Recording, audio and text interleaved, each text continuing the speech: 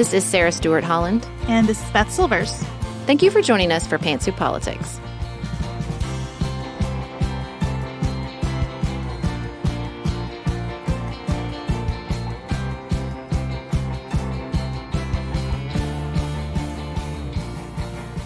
Welcome to Pantsuit Politics, where we take a different approach to the news. Sarah is enjoying her final few days in Europe with her family. And so I am joined today by the most special of special guests, my husband, Chad. Why, thank you, Beth. I'm so glad that you're here. We are going to discuss, by popular demand, and I do mean demand, not really request at this point, the process of putting solar panels on our house and what we have learned since we've had those panels. Yes, we're going to geek out on solar panels and our first full year having them. And then before we do that, we're going to chat about television, which we also know about and love, and is actually in the headlines right now because of the strikes. Yep. Again, here in my personal capacity to talk about TV. That's right. And outside of politics, we're going to talk about the difference between entertaining and opening our home to guests. Interesting. Yeah. I think there is a distinction that we can dive into. I imagine this will also involve you making fun of me for being somewhat bossy, but I think it's one of my finer characteristics. Yeah, we can talk about outdoor spaces. I think that'll be fun. Before we jump into all of that, we wanted to remind you that sharing the show with a friend is always one of the best ways that you can support our work here. Word of mouth is still how podcasts grow their community of listeners, and ours is no exception. So if you like what you hear, please pass us along to others in your life. We appreciate it so much.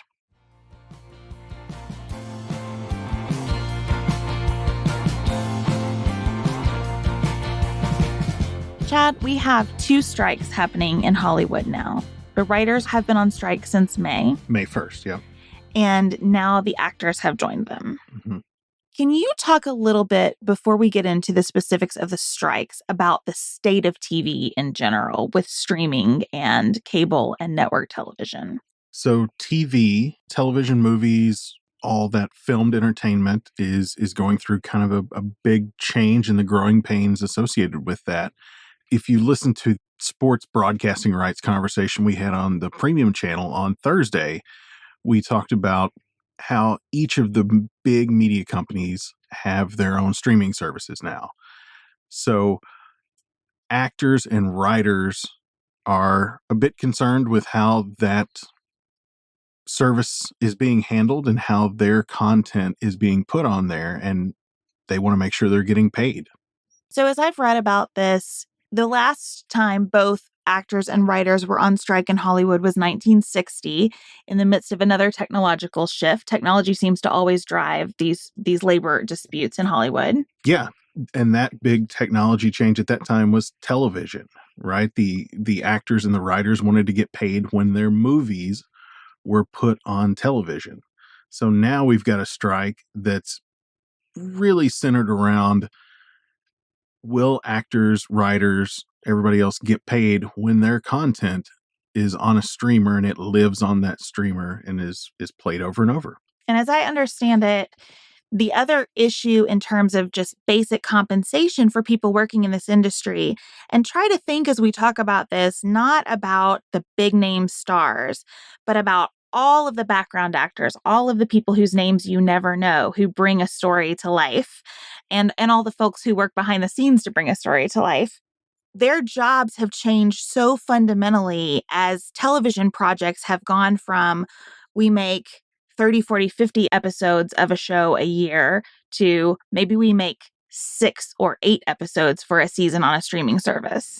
Yeah, the way that writers work in their a writer's room or on a staff, it used to be if you got a job with a series, a Law and Order or something that was on 23 weeks a year, I mean, that was a job. That was your job. You had good, consistent pay from that.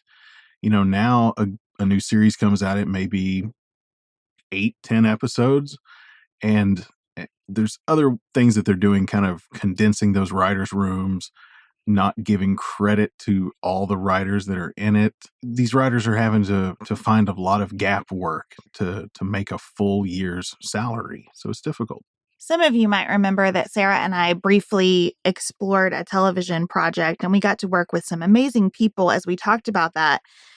I don't want to speak for her. But what I really learned in that project was that if you are on television, you had to really, really want to be on television. Like, there are just so many obstacles to getting a show going and to making that show in a way that you're proud of under all of the economic constraints put around the show. It reminded me a little bit of book publishing, where there were times when we were in that process just kind of shaking our heads like, what is the goal here at the end of the day? Because the economics are all very speculative. And I think TV takes some of those dynamics and just amplifies them. So, Chad, I understand that this strike is about 5 major issues. So we talked a little bit about residuals, what happens in streaming when your television show is there. Base pay is another one, especially with inflation. A big issue that's getting more press all the time is artificial intelligence. Yeah, writers are very concerned about the definition of who a writer is. Basically, they're worried about AI taking over and studios using that to write a script. Right, that their work is going to be just a training ground for a computer. They come up with a concept and then the machine takes it from there. Yeah, that's a very big concern for the writers. They want it, put in their contract. The definition of a writer is a human being.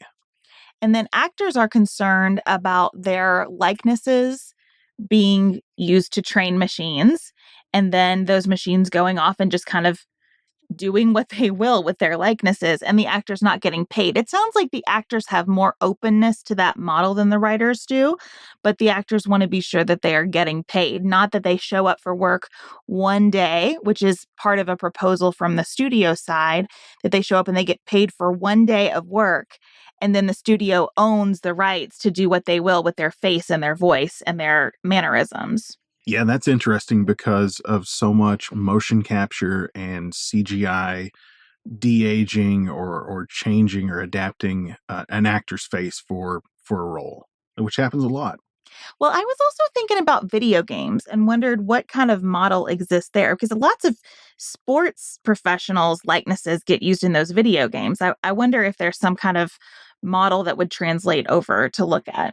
Yeah, could be. I mean, that's kind of like what we talked about sports broadcasting rights. There are, the leagues and the players' associations help get players paid for those games.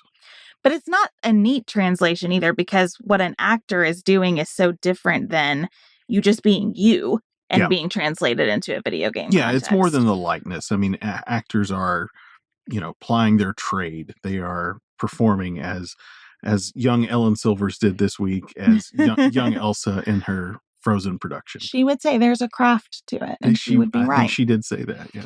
And the other thing to mention about AI is that if that sounds a little premature to you, you have to remember that they are negotiating a 3-year contract. And as rapidly as that field is developing, I understand why this is a major point of contention.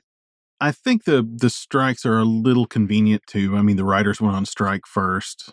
So most productions have been shut down because you need a writer working. So I think it was easy for the Actors Guild to go on strike too. I don't know if a strike is ever easy. I think it has to be a very scary time. I mean, it seems like for a couple of years now, there has been a squeeze in this industry where it's kind of become more and more like gig work than ever before, and scarier. Like, there's no safety net for people in this industry. And it also seems to be getting more personal all the time. The executive pay issue and the comments from executives in the press versus people speaking on behalf of the unions, like, it's very testy right now. Yeah, Fran Drescher going at it. Well, and Bob Iger seems to not be very helpful. I mean, the personalities dominating the studio side are unsympathetic for a lot of reasons. And I don't know. I struggle to see how you move negotiations forward when it feels like everyone believes everyone else is acting in bad faith. Yeah, I mean, most of your studio heads and executives in the industry, it's pretty easy to villainize them, but I mean, they're trying to run a business too, right? They're trying to run a business. They are running very successful businesses, even with the pressure that the studios are feeling from how rapidly things are changing. We still have a lot of big hits making lots of money. I understand that not as many people are seeing movies as they used to, but it's still a lot of people and a lot of money. But isn't it the big hits making a lot of money and then not a lot of medium hits and smaller hits making money. Yeah, and I think that hurts everybody. Like, I don't think consumers want this either. So there's a lot to be figured out, and a strike seems like an interesting context in which you sort of put everything on the table and say, how do we figure this out? Yeah, I don't know. That's a bigger sea change. I mean, I think back to most of the movies in the 80s and 90s that I loved. I don't know if those would be made today because everything today is existing IP, superheroes, Yeah. some animated movies. Like even the good comedies aren't made anymore as much. So one more issue to cover about what's driving this strike, and I think this one is one of the most interesting because it has a lot of parallels to other forms of work, and that is self-taping. That when you are applying to work on a film, the cost of the application process have really shifted away from the studios and to the actors, where they used to go in and read for scenes with people who are there at the company's employ. Now they are doing it at home. They're having to get good equipment at home to do it. They're having to pull in friends and family to read with them for those auditions. And I feel like that's something that a lot of people can relate to. Even if you aren't working in Hollywood, you see places where it feels like, man, doing my job now has a lot more cost on my side than it used to. Do you think that's a relic of COVID? I think it's probably something from COVID that really worked for the studios, and why not keep it going? It worked. It was less cost. So now Yeah. let's Why make it not? a standard. Okay. That seems like what's happened with a bunch of these issues to me, that the studio has seen an opportunity to lower costs and have said, well, let's do that everywhere we possibly can. And I understand that from a business perspective. But I also feel like the thing that is a microcosm that this strike represents is like people are getting tired of that and saying we have to meet somewhere in the middle. So this isn't just about actors and writers.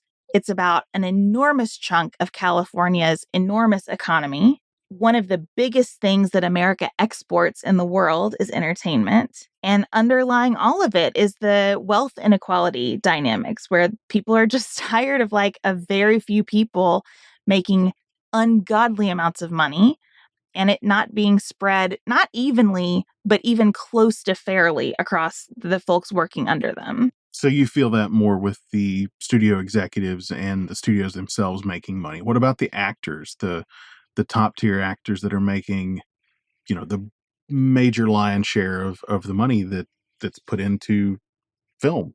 I don't know how I feel about that. I understand that there are big names that do drive people's interest in projects.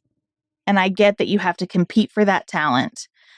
I also know that even some of those big names make nowhere close to what studio executives are making.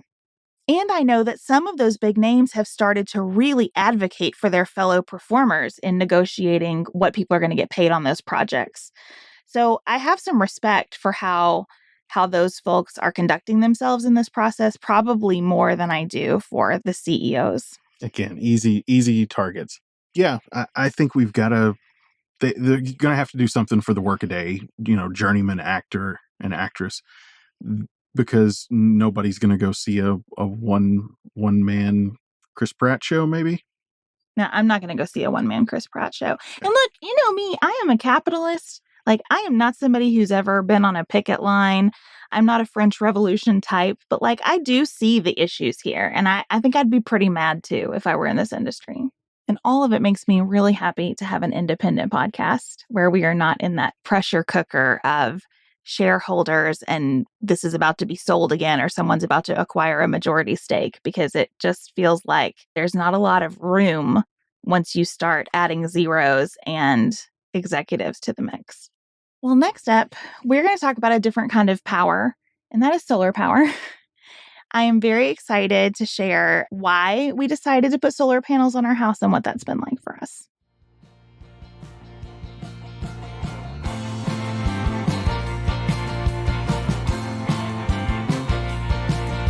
Okay, Chad, you started talking about solar panels a few years before we actually decided to put them on our house. What made you want to explore the idea of solar power here? Yes, like many things, I did a little research first and went back and forth about the idea of doing it.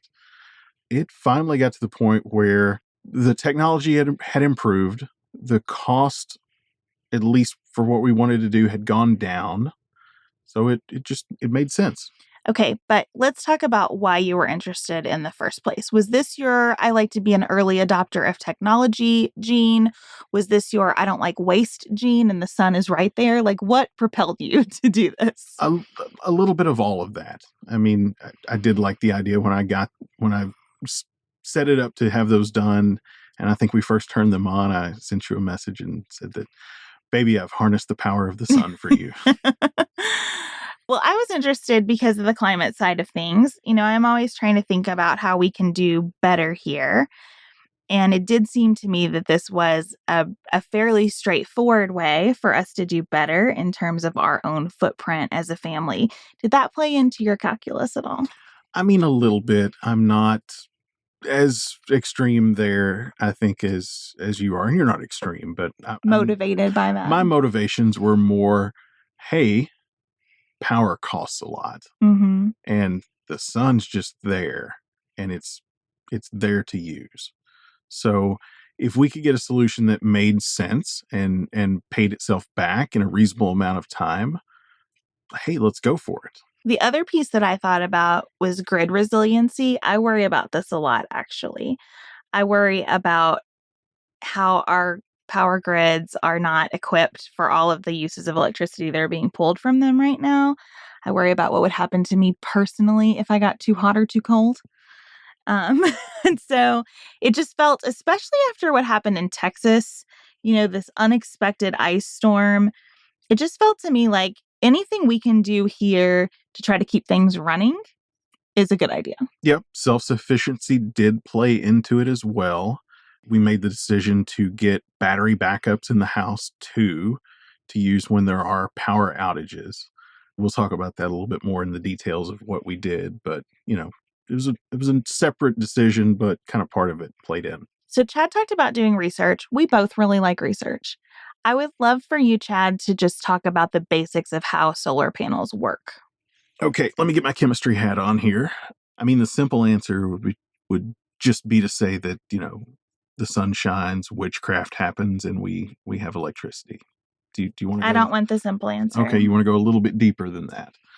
Okay, so solar panels are photovoltaic cells. They're typically silicon. On the outside of that, or two sides of that silicon, it's kind of a sandwich with some metals that, much like a magnetic field, create an electric field with a positive and negative plate. So the photovoltaic effect, sunlight comes in and hits the atoms that are in there and knocks electrons off. So those electrons are able to pass from one side to the other, create a flow of electricity, and wires connected to it take that power out, or that electricity out. And you start with direct current power. You have to have an inverter in place to turn that to AC power, or alternating current, which is what appliances and stuff in your home uses. So what considerations did you have in mind, given the level at which you understand this, in purchasing our panels? Are there different types of panels that you looked at? Yeah, so I researched several different panels. I mean, it really comes down to what your installer is using. So I talked to 4 or 5 different installers before settling on someone. I mean, those were all over the board when it came to price and what they carried and their level of knowledge about what they were doing, which was a little concerning. I ended up going with Hanwha Q cells.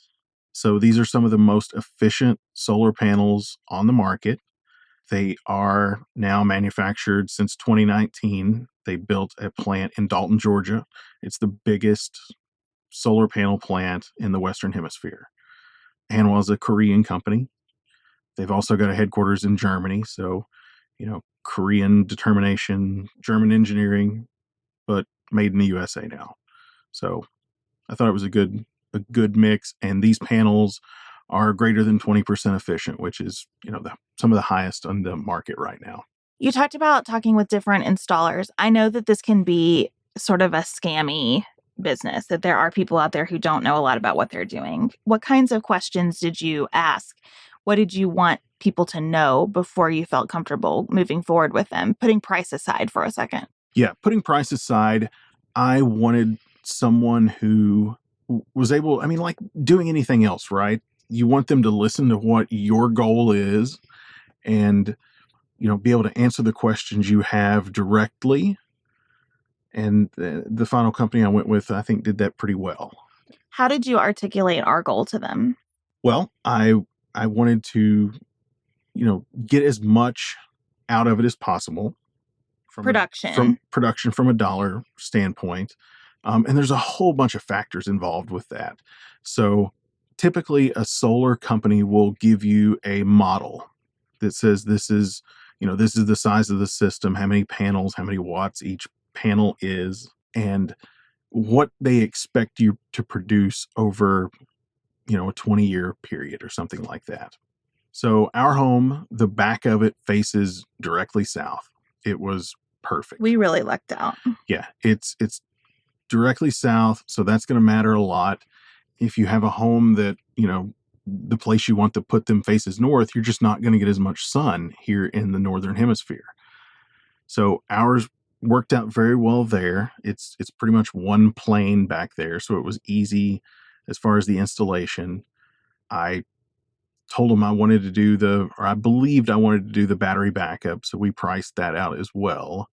But they did a good job. They can use GPS data to really look at how much sun you're going to get and do pretty good with the projections. Now, I was able to look at the models and really dig in and see how much they expect the price of electricity to go up over a certain amount of time. That's the other part of it. You're going to produce X, and this is how much you're going to save based on the energy cost in your area, which we have pretty cheap electricity here. We're on a co-op. So electricity is not super expensive here in Northern Kentucky like it may be in, California or other parts of the country, but it's still worked out to where our expected production level, and I had them tweak the cost increase because our costs haven't been rising as much, and I wanted to be very conservative with the financial projections. Yeah, the projections on it. Even with that, our panels themselves came out to about an 8.5 year payback. And I thought that was pretty good. Now, part of that was the tax credit that was in place when we installed our panels in 2022, June of 2022. It was a 26% tax credit back for the cost. How did you think about the amount of electricity that we use in this formula? If we used less or more, would that 8.5 years be different? No, because the panels are still producing about the same amount. So a good solar company too, they're going to take your last year of electricity bills, look at the data from that, and use that to project, how much offset you're going to create with these panels. So ours is not 100% offset, basically because the roof wasn't big enough to put that much on there. We use a lot of electricity. Our heat and air conditioning, all electric. All of our appliances. All of our appliances. We don't have natural gas. We have Beth's 500 gallons of really hot water out back. That's very important to me, the hot tub is. Yep.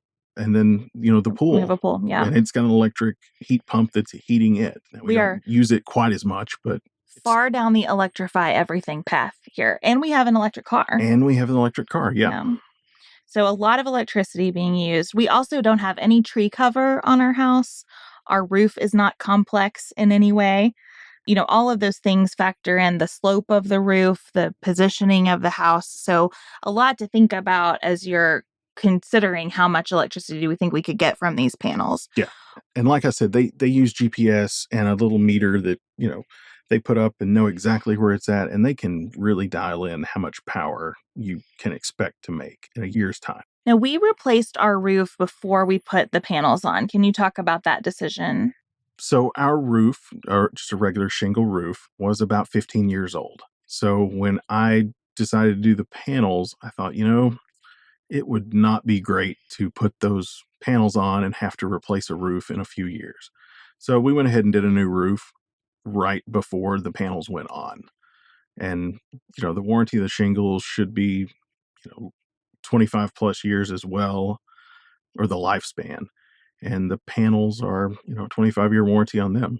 And we bought the panels, but there are leasing options out there, right? So how did you think about that decision point? So you can purchase, of course, outright. With me, there was a discount for paying for everything right up front. The lease options you'll see out there make a lot of sense, and a lot of people do them because let's say your electricity bill averages $200 a month.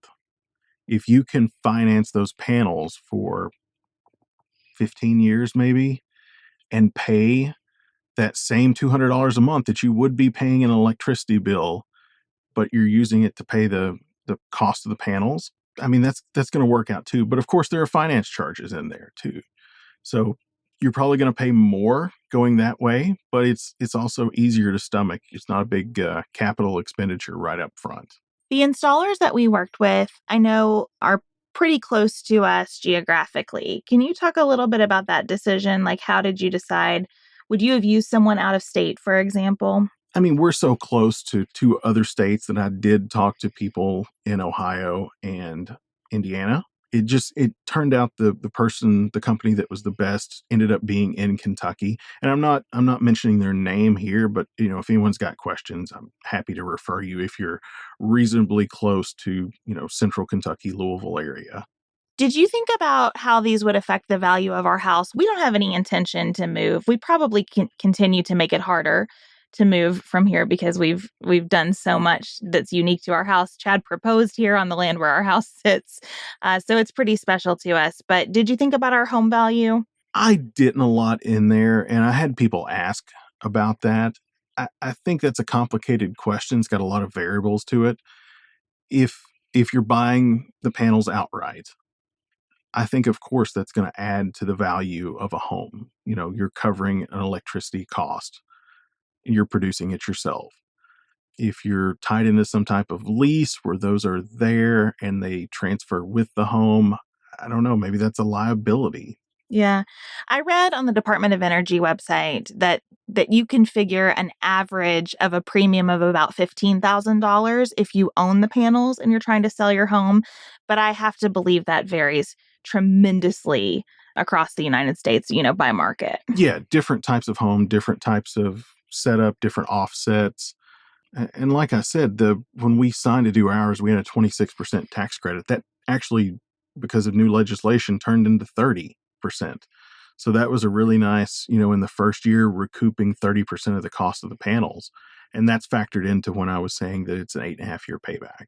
So you did the research, you figured out what kind of panels you wanted, you found an installer, you ran the numbers, and then we had to deal with the power company. So what do you have to do when you get the panels to deal with the power company? So that kind of ties back into some of the things you might have heard in different parts of the country about, solar panel scam companies.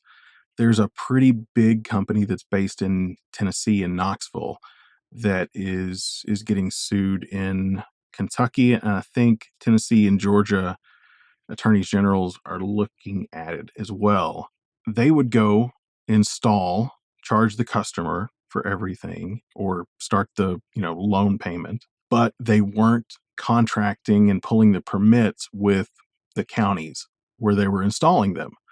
So customers have these installed and they can't turn them on because you have to work with your county building permit folks and the power company to actually get them installed. Like, just putting the panels on the house is not the installation, not the complete installation. Probably a bigger job is wiring them up and doing so up to code.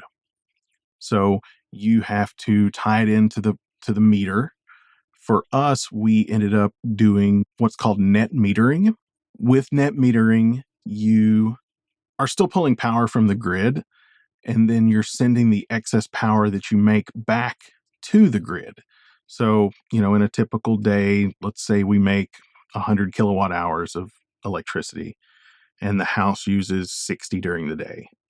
We've used that from the solar, and we've sent back another 35 or 40 to the grid.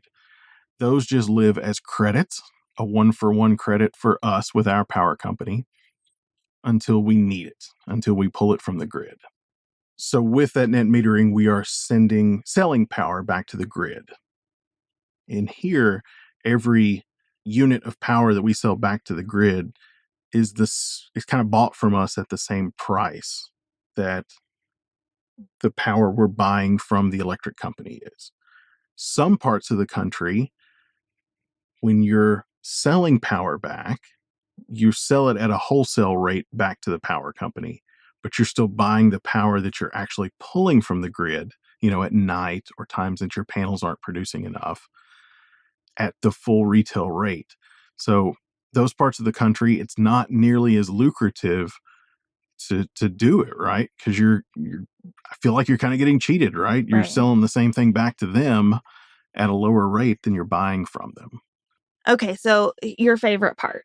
Let's talk about what we're producing and how you're able to see that and how it is offsetting against the electricity that we're using.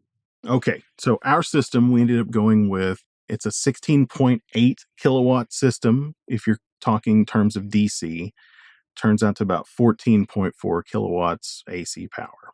So it's 42 panels that we put on our home. We have 2 inverters that are turning that over into alternating current power. And it's cool when the sun's out, they're in the garage and they're whirring like mad. It's great. You're making money when that's happening. And then we put 2 Tesla power walls in as well for backup. So with the Tesla power walls, you get a Tesla gateway.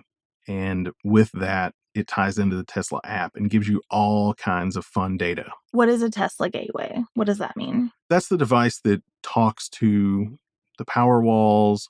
It's tied into the grid to know if the power goes down. It's also connected to like weather services. So like our system knows if there is a storm warning, for example.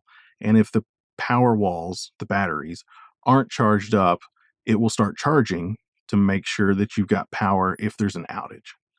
So if the power did go out for some reason, that gateway clicks over and you go into using the battery backup when the power's out.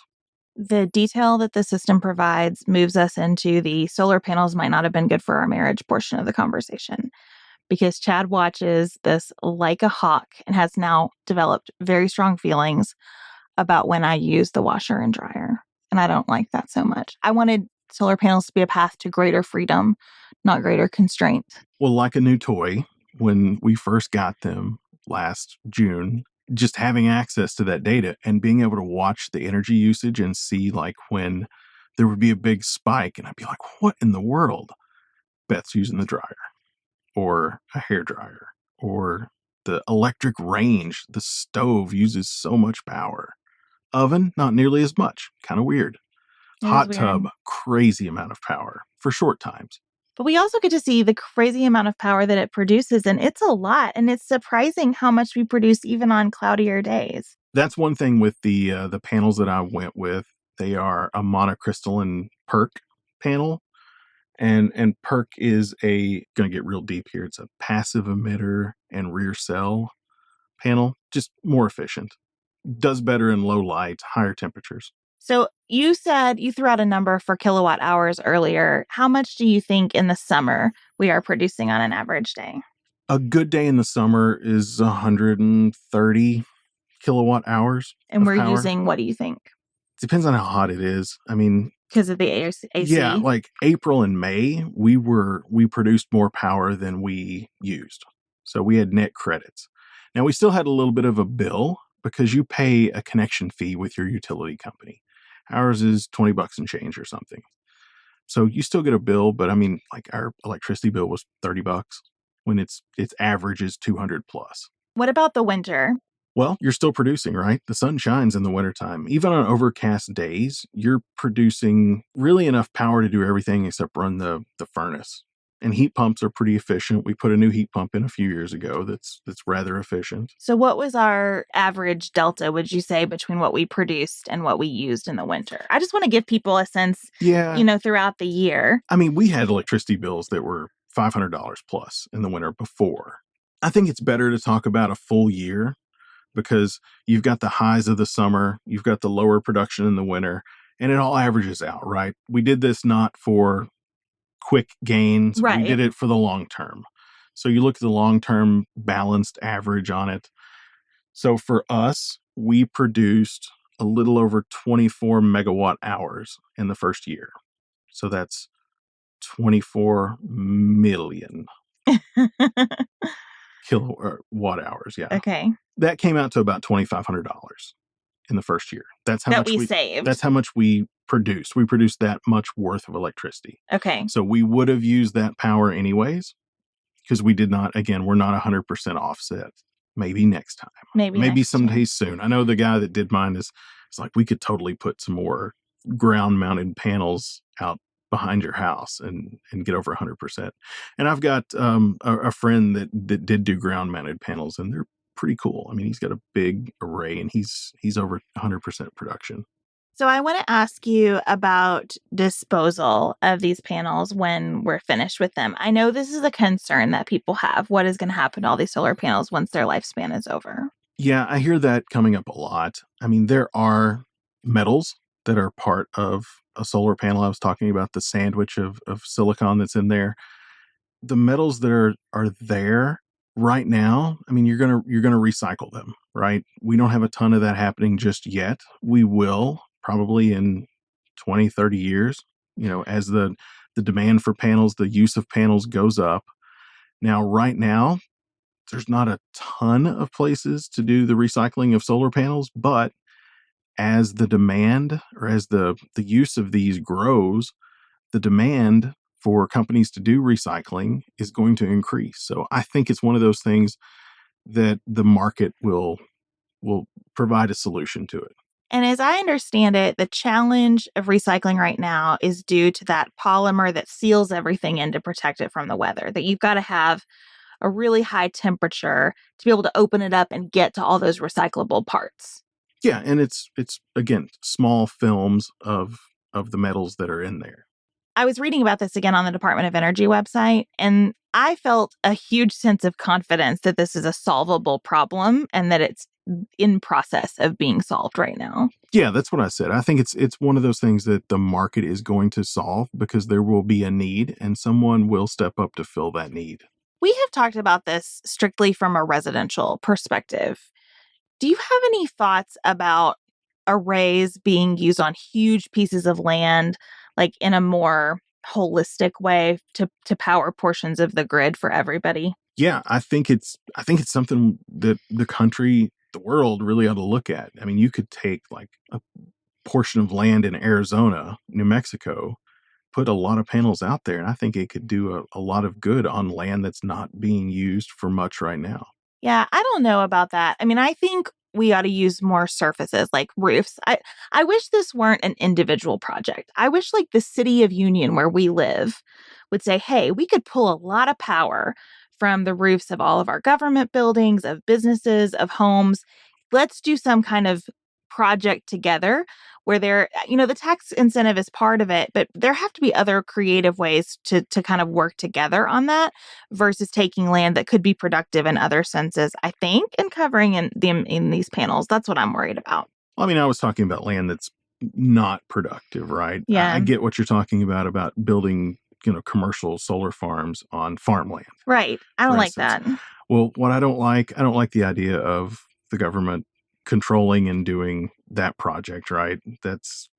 I don't want bureaucracy tied up in this. I like some help, and the idea of doing government buildings, absolutely, but I don't think I want them in the private sector part of it. Well, is there anything else that we haven't talked about on solar panels that you think people need to know if they are considering this? Do you think the price of the panels themselves will go down? I know we heard from someone who said they priced these 4 years ago and went back and the cost is higher today. But I don't know if that's the labor side or the actual hardware side. I think the price and efficiency, so efficiency is going up. New technologies are coming out. Even the model that I got, there's a newer model that's a little bit better, which, Does that bug you? A little bit. The panels are getting better. The cost, I think, overall is going down. But yeah, labor costs. When I looked, gosh, probably 6 or 7 years ago, it was definitely cheaper last year. But we've had a lot of inflation since then and a lot of labor cost increase. So yeah, I can see that they're more now. And those metals are going to change too over time. Like the different components of the parts will probably drive some of that pricing. Yeah. And I mean, there could be a completely new technology that comes out that revolutionizes everything. We expect them to go for 20 years or so. Will the efficiency depreciate in that time period? Will we have less efficient panels at the end than we have today? You do. Yeah. They go down over time. Those go down over time. The batteries are going to have less capacity over time. So, we don't live in an area, fortunately, where we have a lot of natural disasters. If we did and our solar panels were damaged by a hurricane, a tornado, something like that, would our insurance cover that? Yeah. Or homeowners insurance? Yeah. I added them to our homeowners insurance. It added, I think, $160 or something a year to the cost of our insurance. But these panels are made to withstand heavy rain, heavy wind, hail. Like they're made to last. Florida, South Carolina, a lot of people have solar panels down there, and these things are made to withstand like 2,400 pascals of wind. That's like 140 mile per hour wind. Are you glad that we did it? Would you do it again, knowing what you know now? Yeah, I mean, so far so good. I think the 2,500 in the first year is kind of right on pace with what we want to do to get the right payback. Again, we did the batteries, kind of a separate decision, but glad we did.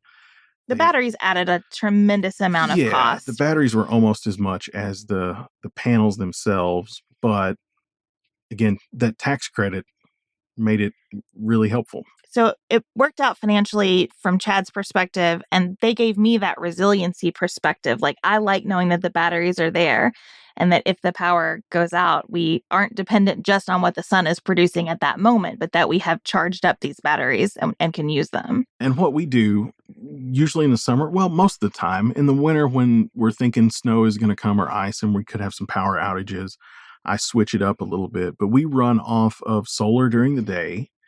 And usually the first half of the day, the excess solar is charging those batteries up. And then at night, when the sun goes down, we run off of battery power at night. And we're usually 100% covered with that. Occasionally 95, 90, something like that, when the hot tub kicks on in the morning and wants to use a bunch of power. And so you're available to take questions about this if people have more questions? Yeah, I'll take questions. And like I said, if you're in this area, I've talked to a couple people and referred them to the company I worked with, and I like them. I like them a lot. Okay. Well, if you have additional questions after all this, you can email us hello@pantsuitpoliticsshow.com and maybe just put "for Chad" in the subject line.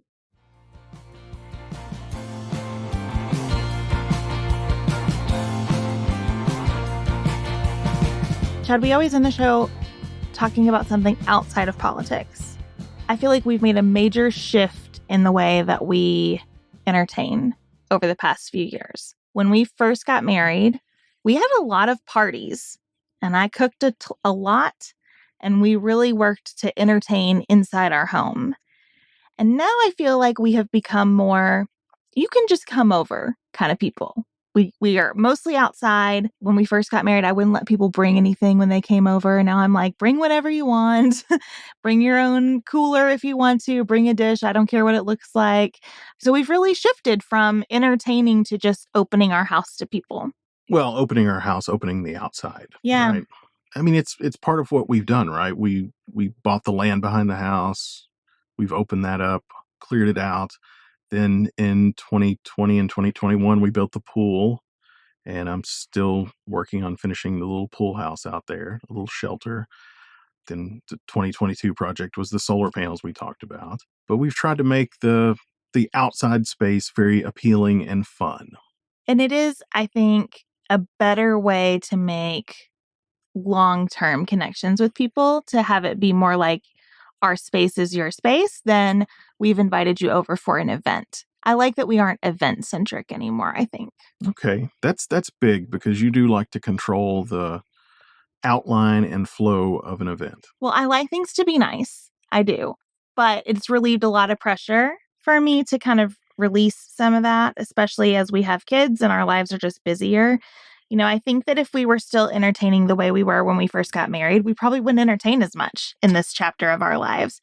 And so this has been a way to say, just come along and do this thing with us. Let's all have fun together. And I'm not going to stress out about how it goes. And I hope you're enjoying it more because, I get a little peeved when you're busy, and you don't actually get to enjoy anything that is happening. You do get peeved about that. And I can feel your peevedness. Mm-hmm. And that also diminishes my enjoyment of things. Yeah. And so we try to really plan a lot of events out at the pool and otherwise with our friends and neighbors, to the point where Chad laughs at me like, I'll have like calendar night. Like, let's sit down and plan our adult fun and get it all on the calendar right now. And Chad just rolls his eyes at me. But I feel like it's important. I mean, I feel like that's my way of saying this is important. Let's put it on the calendar so that we make sure that we do it. And I roll with it.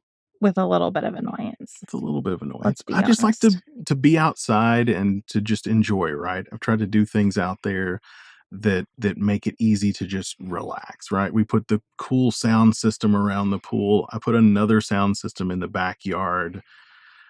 We have a fire pit, and then we have...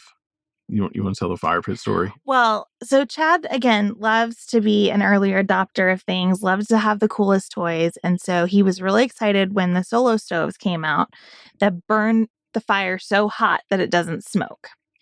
So he gets one of those solo stoves. And then later he gets a mini version of it. Now, we are not campers. I understand if you are a camper, how this would be a really useful thing. We are not campers. So it kind of became the kids' fire. And recently Chad comes to me and is like, how we have the big one and we have the little one. I just sometimes feel like maybe we need, and I was like, a medium one? Like, are we Goldilocks here? The just right size? So now we have more fire pits around here. I don't think that's a fair characterization. You don't? What do you disagree with in that? We have the big one that's on the patio. We have the big one. The big one that's on the patio. It's 30-inch diameter. Mm-hmm. It's too big to carry around. I would also like to have one out by the pool. Mm-hmm. Okay. But you think the little one's too small to have by the pool? The little one, okay. So the little one is like a 6-inch diameter, maybe. It's meant to be like a little camp stove. I got it because I got one for our neighbors as a gift, and it was like buy one, get one. So of course I got one. And yeah, I kind of meant it to be the kids. Like, let's have a little fire pit for them to play and feed. Roast marshmallows. And really, it was kind of like I was Tom Sawyering them into picking up sticks in the backyard and burning them. I gotcha. So the medium-sized one could be portable, like if we went somewhere to an event where we needed a fire pit.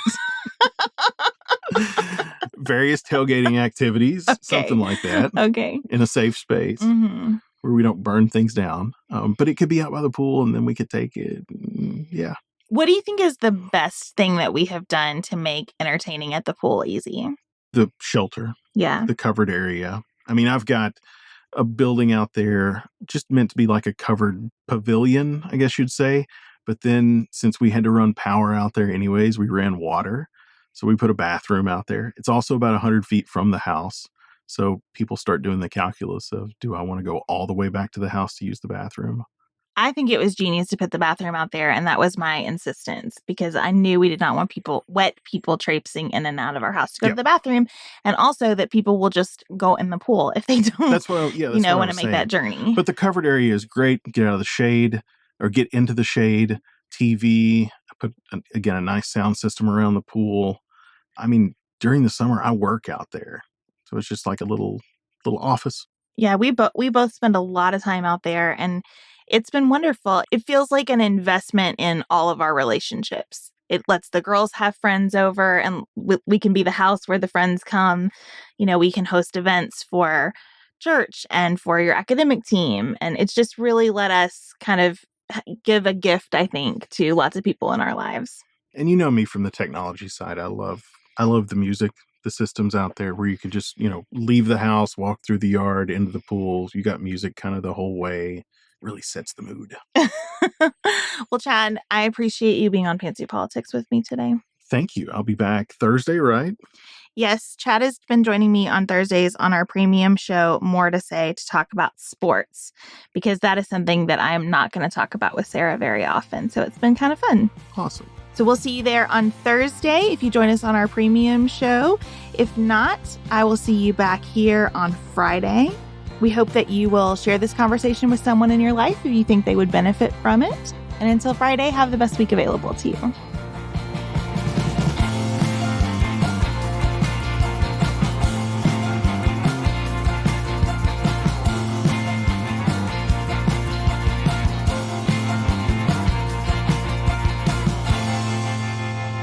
Pantsuit Politics is produced by Studio D Podcast Production. Elise Knapp is our managing director. Maggie Penton is our community engagement manager. Dante Lima is the composer and performer of our theme music. Our show is listener-supported. Special thanks to our executive producers. Martha Brunitsky, Allie Edwards, Janice Elliott, Sarah Greenup, Julie Haller, Helen Handley, Tiffany Hassler, Emily Holiday, Katie Johnson, Katina Zuganellis-Kasling, Barry Kaufman, Molly Kors, Catherine Vollmer, Lori Ladow, Lily McClure, Linda Daniel, Emily Neasley, The Hutchins, Tawny Peterson, Tracy Putoff, Sarah Ralph, Jeremy Sequoia, Katie Steigers, Karen True, Annika Uvaline, Nick and Elisa Vallely, Amy Whited, Emily Helen Olson, Lee Shea McDonough, Morgan McHugh, Danny Osmond, Jen Ross, Sabrina Drago, Jeff Davis, Melinda Johnston, Michelle Wood,